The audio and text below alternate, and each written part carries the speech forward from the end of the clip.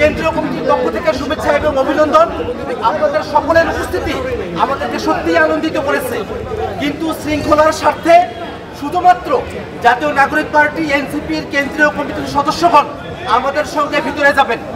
আর মহানগর সহ বিভিন্ন পর্যায়ের নেতাকর্মীরা আপনারা যারা উপস্থিত হয়েছেন, আপনাদের সকলকে মূল সীমানার বাইরে অপেক্ষা করার জন্য আমরা অনুরোধ করছি। আমরা আশা করব আমরা শৃঙ্খলা মেনটেন করে আমরা এখানে অবস্থান করব।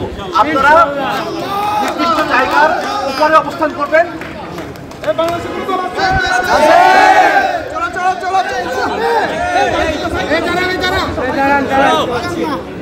প্রিয় সহযোদ্ধাবৃন্দ, আমাদের একটা প্রতিনিধি দল এখন ভিতরে যাবে। আমাদের ট্রাকে ভরে অনেকগুলা কাগজপত্র আসতেছে। নির্বাচন কমিশন আমাদের যে শর্তাবলী দিয়েছিল, ট্রাকে করে আমাদের কাগজগুলো নিয়ে আসতে হচ্ছে। এটা হলো বাংলাদেশের চিত্র। আমরা একটা প্রতিনিধি দল ভিতরে গিয়ে মূল কাগজগুলো সাবমিট করতেছি। আমাদের আরও একটা যারা সহযোদ্ধাবৃন্দ আছেন, তারা পথে আছেন, তারা আসতেছেন। আপনারা এখানে অপেক্ষা করবেন।